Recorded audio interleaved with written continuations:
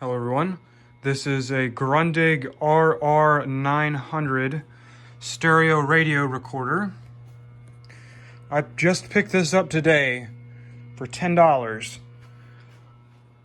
So it's not perfect and I'm going to be doing a little bit of work on it. It needs to be cleaned up. I already went ahead and cleaned off some sticky residue that was on it. But for $10, I think I made out pretty good. Also, the battery cover is missing, but the seller said if they find it, they will let me know. They were clearing out a business. They had like a, I guess like an antique store that didn't do well, and they were just clearing out everything. So this is a 4-band radio cassette recorder, but it's really cool. This thing has presets which you adjust on the back there. It is missing a few little knobs here, which I think I should be able to source. And the medium wave selector and the long wave selector are kind of broken. So that's going to have to be addressed. I think I'm just going to do the same thing the person did before me and glue them in, because these don't have to be removed to pull this apart. This does work, with the exception of the cassette player. At least I don't think the cassette player works. Yeah, no, this doesn't work. So it's gonna need new belts. You can see I can tune into stations here. And then these are the presets, and this is what shows you where you are. So pretty neat stereo here. And of course AFC and mono, that all works. All right, here's the back. So you're gonna start to notice some things about this. That's the tape or auxiliary input. There's the speaker connectors, and there's the antenna. There's I believe that's oscillation adjustment. I haven't messed with that. Then here's your adjustments for the presets. So those connectors look kind of weird, right? Well, I opened up this compartment and this cord came out. Well, we know Grundig's a German company. I know they made stuff for the American market, but I'm pretty sure this is a European market stereo here. And then I further believe that whenever I look at the bottom, it's kind of hard to read, but 230 volts, 50 hertz. So somehow this got to America. I don't know if someone was stationed over there. We have a lot of military around here, you know, someone maybe got stationed there and brought it back. But that just makes this even more cool. And something else you might have not caught is, where are the screw holes? All right, so after removing all the knobs on the front, you stick a screwdriver into these slots and it just pops up like this, and the whole back swings up like that. And then there's a little plug for the antenna right here. Yeah, this is built pretty well. There's the transformer.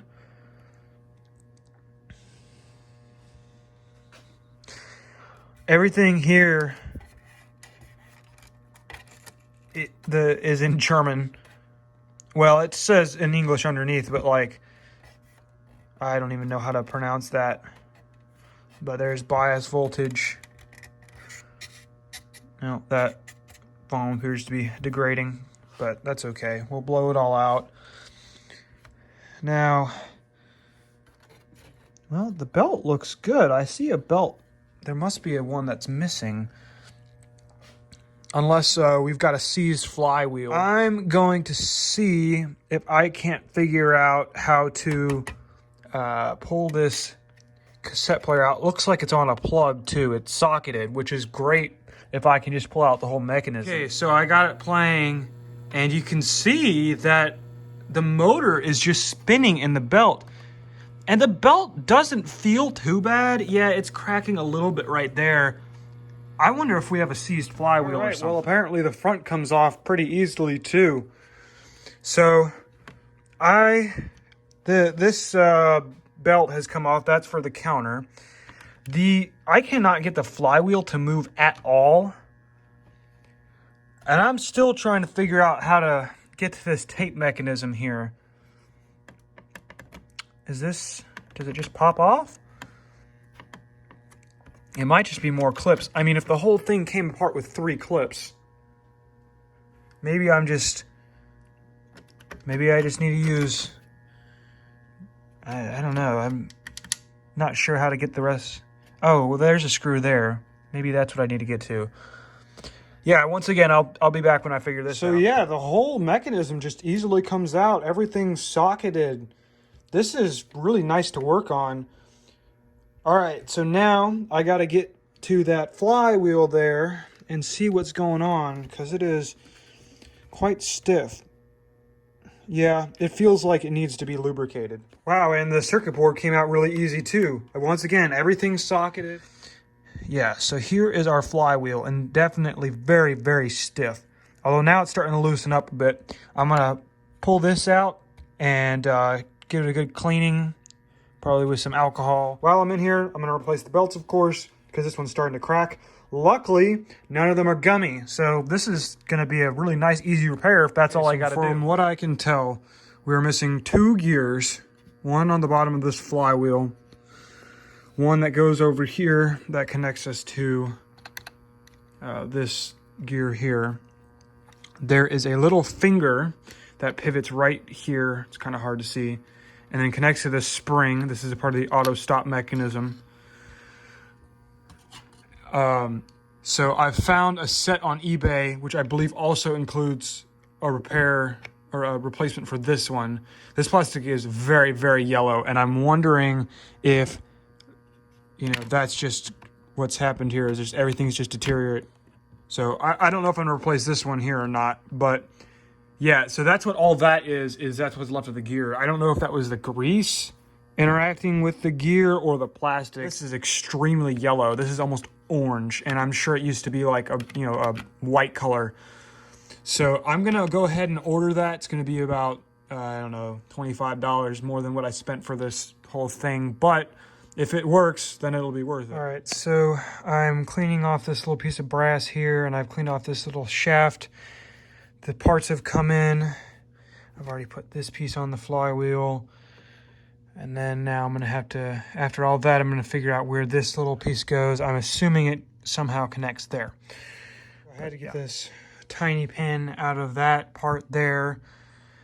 And of course, that piece decided to break. So we're gonna have to figure out something. I'm not sure how I'm gonna fix that. That's what goes in right there. And there was this little, not even a C-clamp. Just by trying to pull it off, it snapped the plastic. So I don't know. We'll have to figure something out. But this wasn't too bad getting out. Just had to push it out.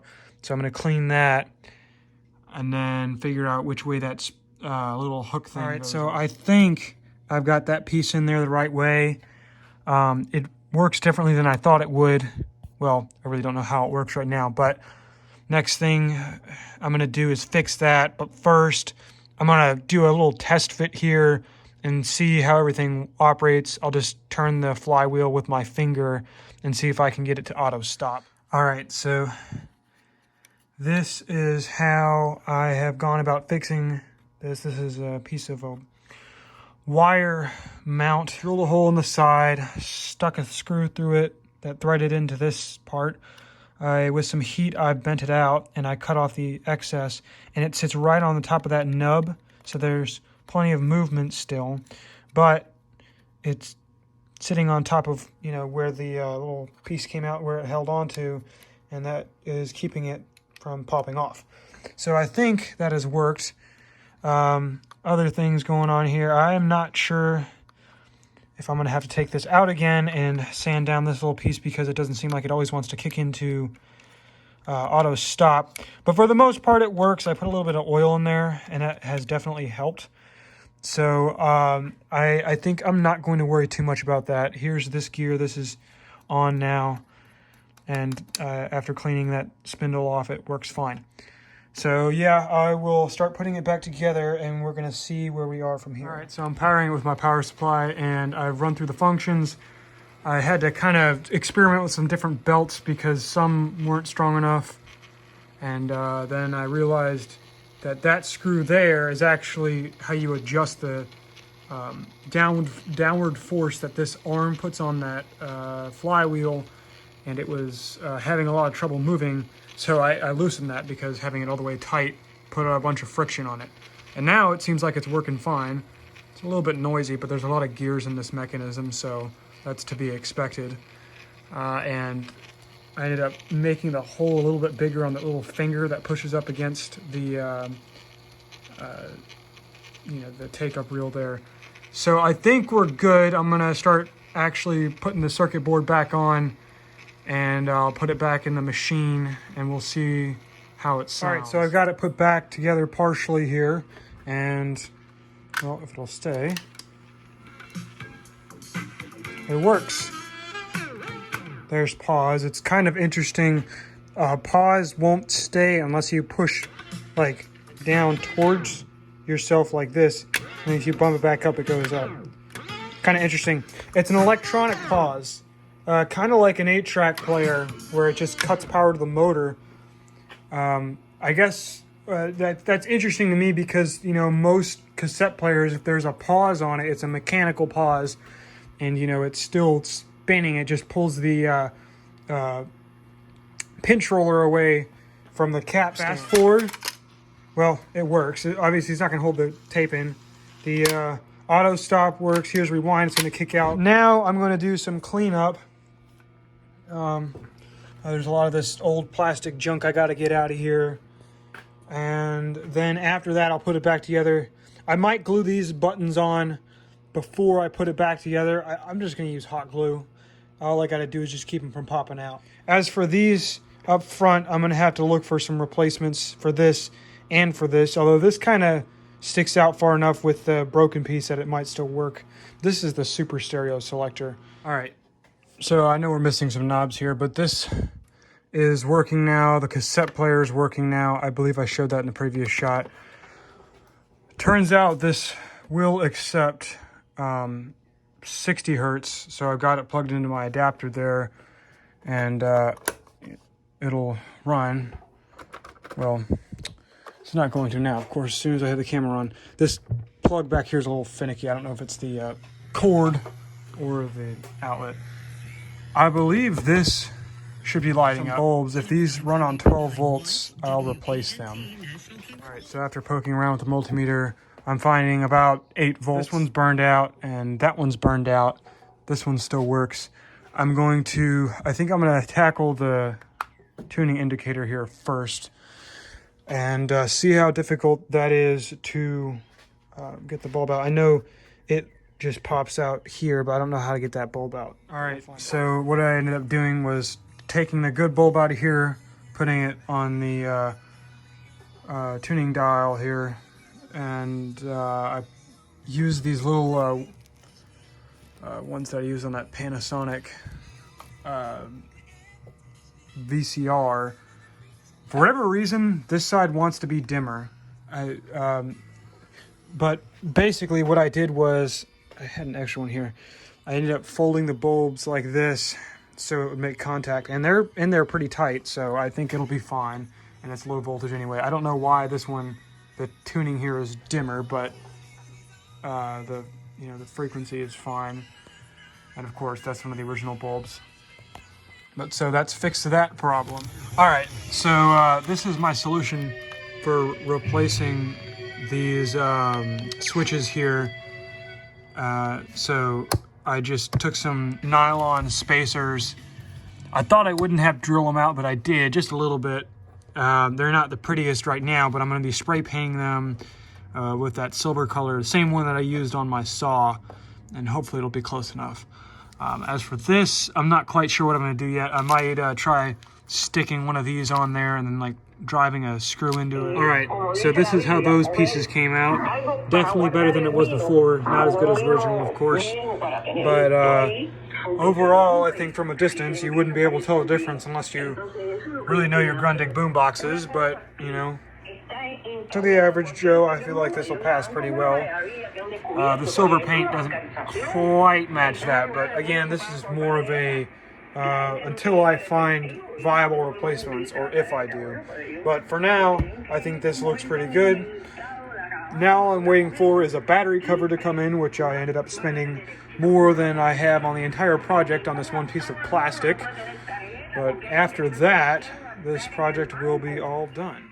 This is what I believe to be the battery cover. As you can see, it came from Germany. That's pretty cool.